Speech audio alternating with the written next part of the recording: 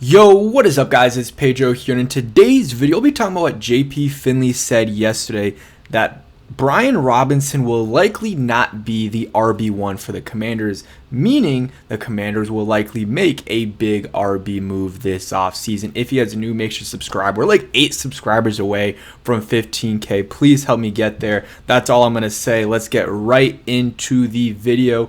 And actually, one thing, comment down below which running back you want the Commanders to go after this offseason. Whether it's a free agent guy, which we'll talk about, whether it's a draft guy, whether you want it to be Brian Robinson or Eckler or McNichols or Chris Rodriguez. But let's get right into it. So JP Finley was on, I guess, Twitter X or whatever, Twitter Live, and the spaces or whatever, and he said he doesn't believe that the Commanders will go into next season with Brian Robinson as RB1. And what does that mean? If he's not RB1, they're likely making a big move at the RB position because, most likely a 5th, 6th, 7th round running back, even a 4th round running back, isn't going to start over Brian Robinson unless they have a good offseason. I'm not saying Robinson's, super good, but again, running backs, they can develop pretty quickly, but for a running back to start day one, usually it's a 1st round pick, a 2nd round pick, or, a 3rd round pick, or, a guy that plays crazy good in the, in training camp and then obviously in the preseason and stuff like that. So this likely means the Commanders will be making a big move at running back. And I think that is needed. Brian Robinson was not very good for the Commanders this year. I think he had a good first, stint for the, during the season. Then he kind of had some injuries and just wasn't that, he never was really explosive, but he had a pretty good stretch the first few-ish games of the season. I'll go ahead and pull it up. I wasn't planning on looking up Brian Robinson's stats today, but we'll go ahead and look it up. So on the year, he had, let's go ahead and see, 187 carries for 800 yards, 4.3 yards a carry. And I guess this is perfect right here, just looking at the game by game. He started off decent. Honestly, worse than I thought. The Bucs game was had a touchdown though. The Giants game was really good. That was his probably best game of his career. 8 yards per carry.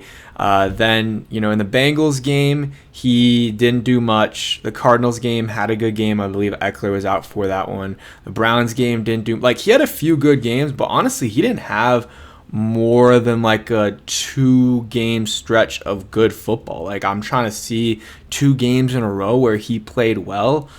I'm not really seeing it. Maybe you could say the Panthers and Bears, but the Bears game he averaged 4 yards a carry. That's not that good. The Browns game he did have 2 touchdowns, but yeah, he did not have a good season, to be honest. 4.3 yards per carry, and that's not all on him. The offensive line, I feel like, got worse as the season went on in terms of run blocking. But yeah, he's not an explosive guy. And sometimes he did have a couple fumbles in the Eagles game. That was something that we didn't really have to worry about with him, was fumbles, and he had a couple fumbles in that Eagles game, which was disappointing and is a big reason they lost that game.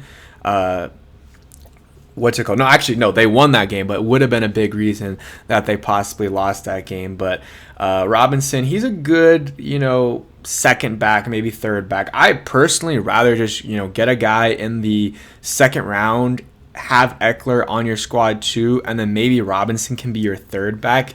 Maybe that's not something he wants. Definitely not something he necessarily wants, but I don't know if he's going to have an option. I don't think they can really trade him for anything. Maybe they can get something, but a running back that, hasn't really produced much, is on the last year of his rookie deal, and in a good running back class, it's going to be tough to get anything for him. The best running backs in this class, the top guys, close to consensus.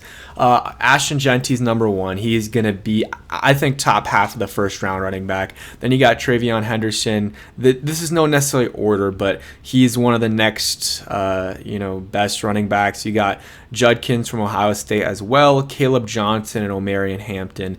Omarion Hampton's, I think he's probably the 2nd best running back in this class. He's a stud. Caleb Johnson's good as well. I haven't watched film on any of the guys. I probably will start soon, but Genty's 1 for me, then probably Hampton, then Henderson.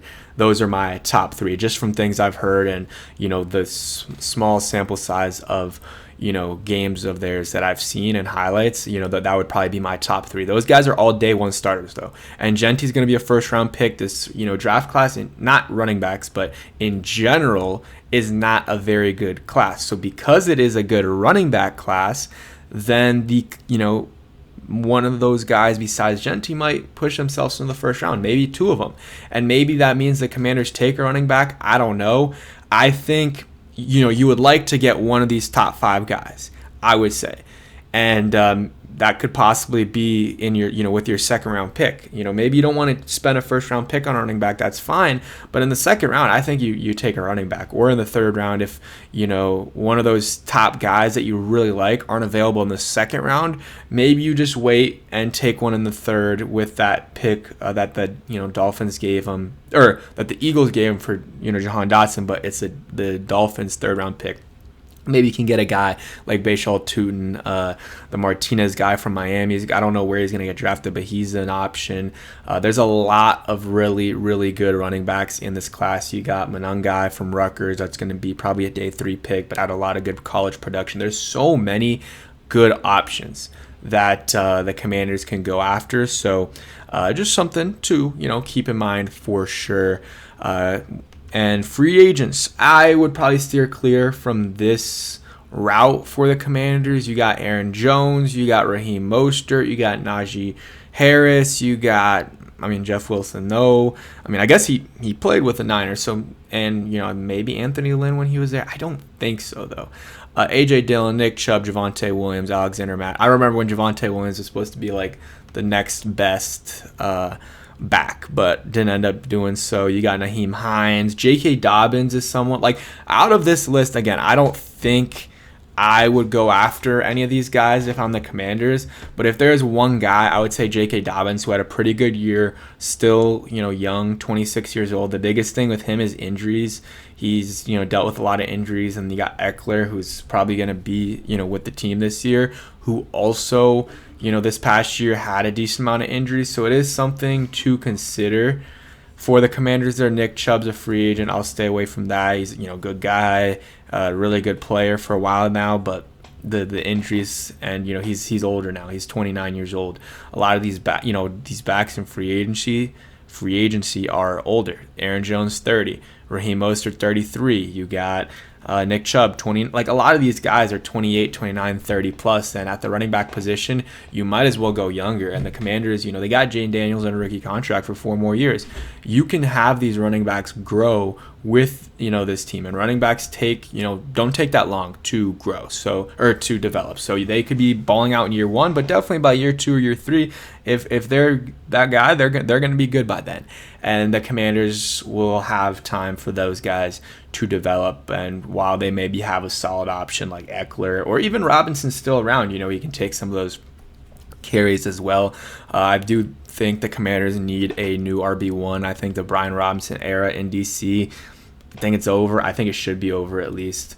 I just don't really think that's the move for the Commanders. They need an explosive back, and I would go after one of these top guys. Genty. Henderson is the guy that I really like, that I think makes sense, and then Judkins is good too. Caleb Johnson from Iowa, and then Omarion Hampton from UNC. All those guys are good options for the Commanders on. Some of those guys might go day 1, and then, day 2, there's some options as well. But I think the Commanders need to finish off day 1 and day 2 with one running back combined. Whether it's day 1, I probably would rather go for a D-end or maybe a receiver to pair with Terry, or an offensive lineman, but maybe there's not a lot of good options. This draft class, again, like I said, is not very good. A lot of the top guys, there's a good top guys. Like, you got McMillan, the receiver from Arizona. You got, Ashton Genty, who's good. You got Travis Hunter, Abdul Carter. Like, you got some good names there. But after, like, the top 5, top 6, like, it really starts to fall off. Maybe top 10. So there's not a lot of first-round grades this year. So maybe you go ahead and swing on a running back in the first round. That's not what I would do, but just something to consider. and second round is good as well. So they're comparing this to the 2017 draft class in terms of just a really good running back class. And you see those top 6 guys that got drafted all ended up being studs. Leonard Fournette, I mean, he didn't live up to where he got drafted, but he still had some good years, won a Super Bowl, was RB1 for a Super Bowl team. Christian McCaffrey, Dalvin Cook, Joe Mixon, Alvin Kamara, Kareem Hunt, all Pro Bowlers. Every single one of them, I believe. Pretty sure Kareem Hunt got 1, maybe 2. All those guys were really good running backs. And I'm not saying all these guys are going to be like that, but I think this is the best running back class in a minute, and it's good that the Commanders need a running back. So take one on day 1 or day 2. Ben's saying that free agency would probably steer clear of that, just because a lot of older guys, and maybe you can take a swing on some of these guys like you did with a Jeremy McNichols last year, but maybe you can just take a little bit of a bigger swing and go after someone like J.K. Dobbins, or I'm trying to see anyone else here, like Rico Dowdle's a free agent, Kareem Hunt, like Javonte Williams would be an option, but I rather just go in the draft because it's a really good draft class, and I think one of these guys could, whoever we draft is going to be a stud in, their rookie year and can help this offense a lot. But that is it for today's video. If you stay till the end, go ahead and comment down below. I'm trying to think of we'll go Antonio Gandy Golden receiver for 1 year here and then retire the next offseason. But that's it. Hope you guys enjoyed, and peace.